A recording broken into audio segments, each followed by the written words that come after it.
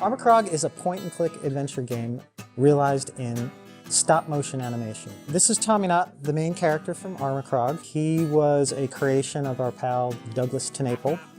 We were getting ready to figure out what our next project would be, and we called up Doug and asked him if he had any ideas. He just started sending drawings and drawings and drawings, and it was really great stuff, and Tommynaut was the character that came out of that.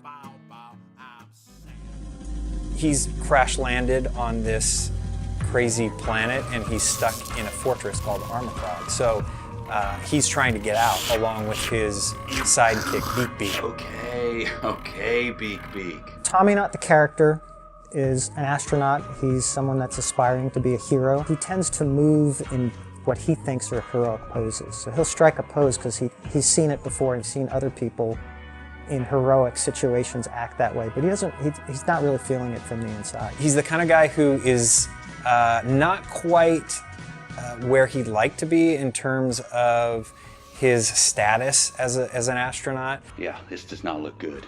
Michael Nelson of Riff Tracks and Mystery Science Theater fame is the voice of Tommynaut. Beak, look at that. What do you make of this guy? We were looking for somebody that kind of was a little bit of an everyman, played it a little straight. We didn't want any kind of over-the-top performance, and it's actually a really nice counterpart to Tommy's pal Beak, who is Rob Paulson. Ooh, an omelet. We had worked with Rob in the past. He always brings so much to the table in terms of personality and even content. I don't think our pod insurance is gonna cover this. Our deductible is nuts too. Beak is Tommy's blind alien dog, but he's actually his best friend.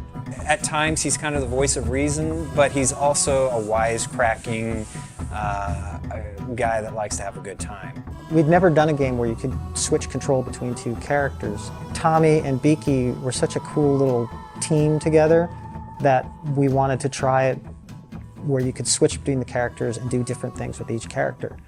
Beaky's much smaller than Tommy, so obviously he can fit into areas that Tommy can't fit into. Tommy, he's a bigger character, he's stronger, he can push things around. He's got opposable thumbs so he can pick things up.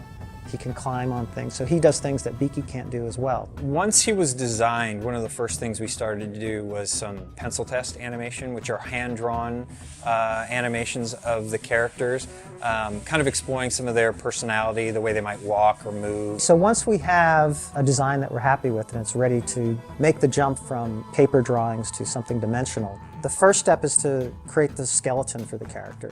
So in stop motion, inside these characters are little skeletons called armatures. We'll design these armatures to fit the proportions of the character that we have in the drawing. I'll mount it to a piece of wood and then sculpt using plasticine what the character is going to look like over that armature. From that sculpt, we make a mold, and then using that mold, we put the armature in the mold and then inject foam rubber into the mold. And when that dries, we paint it with this special, it's called Pax paint. And you get a character like this.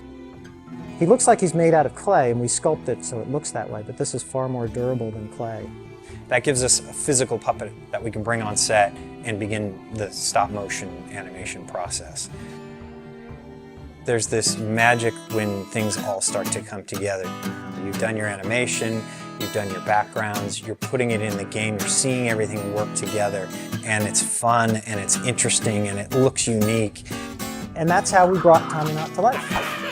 Hope you enjoy the game. Check it out.